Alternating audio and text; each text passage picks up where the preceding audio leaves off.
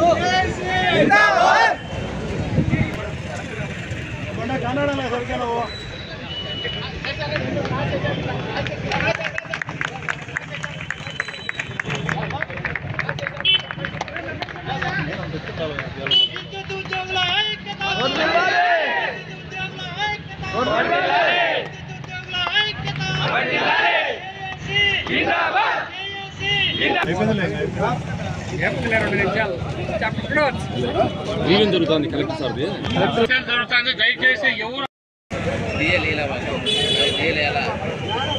తెలిసిపోయింది stop తక్కున్నారు contractor చేయాలా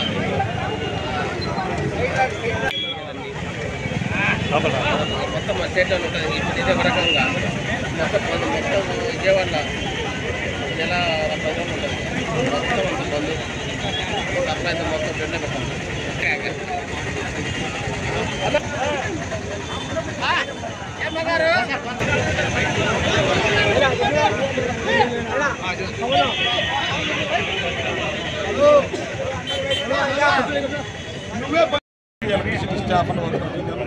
JAC రాష్ట్ర ఉపాధ్యక్షుని మాట్లాడుతున్నా.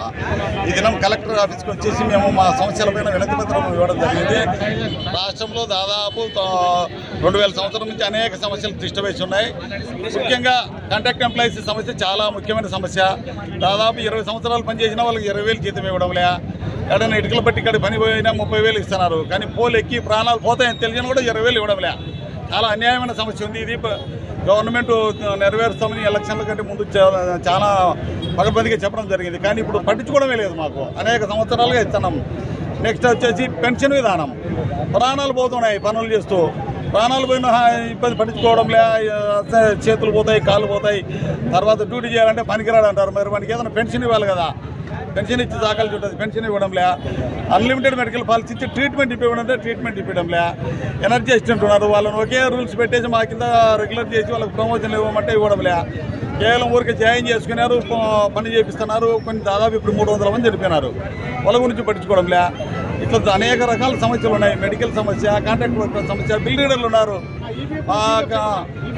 బిల్ రీడర్లు అయితే మాకు ప్రతి నెల రెవెన్యూ రావడానికి ఎంతో కష్టపడుతున్నారు. వాళ్ళకు ఉద్యోగ భద్రత కల్పిస్తున్నారు. వాళ్ళకు కూడా ఇవ్వట్లే. 98 నుంచి 2004 వరకు గవర్నమెంట్ ఉద్యోగులకు పెన్షన్ ఇస్తున్నారు. అన్ని గవర్నమెంట్ పాలసీ ప్రకారం చేస్తున్నారు. మరి దాన్ని కూడా మా ప్రకారం చేయాలా. 98 నుంచి 2004 వరకు పెండింగ్ ఉన్నటువంటి పెన్షన్ విధానం కూడా వెంటనే అమలు చేయాలా.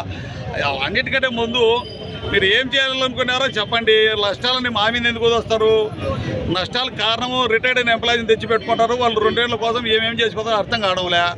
మేము ఇవన్నీ చెప్తున్నాం. సంస్థ కోసం మేము ఎంతో ఉత్పత్తి చేసినటువంటి యూనిట్లు అన్నిటి కూడా మేము చేస్తూ ఉన్నా కూడా 100% కలెక్షన్ చేస్తున్నా కూడా ఉపయోగం లేకుండా పోతుంది. అసలు యాజమాన్యాలు మా సమస్యలను పరిష్కారం చేయడంలే. యాజమాన్య సమస్యలు పరిష్కారం చేసి రోడ్డు ఎందుకు ఎక్కుతాం? కనీసం ఎందుకు నువ్వు రోడ్డు ఎక్కావు? ఇంతమంది ఈ విధంగా రావడం వల్ల ప్రజలకు సర్వీసులు నాశనం అవుతాయి కదని పిలిచి మాట్లాడచ్చు కదా. మాట్లాడడానికి నామోచి పడుతుంది. కాబట్టి మేమేం చెప్తున్నామంటే నేరుగా గవర్నమెంట్ జోక్యం చేసుకుని విద్యుత్ ఉద్యోగుల సమస్యలన్నీ పరిష్కారం చేయాలా. గవర్నమెంట్ జోక్యం చేసుకునే పెద్ద సమస్య కాదు, ఎక్కువ బడ్జెట్ పెట్టేది కాదు, అతి సాధారణమైన సమస్య. ఈ సమస్యలన్నీ పరిష్కరించాలని తెలియజేసి ఈ దినం కలెక్టరేట్కి వచ్చి గౌరవ కలెక్టర్ గారికి ర్యాలీ ద్వారా వచ్చి అందరం మెమరాండం ఇవ్వడం జరిగింది. ఈ విధంగా రాష్ట్రంలో అన్ని జిల్లాల్లో కూడా మెమరాండాలు ఇచ్చి మా సమస్యలు గవర్నమెంట్కి చెల్లిస్తే తొందరగా పరిష్కారం అవుతాయని నమ్మకంతో ఉన్నాము.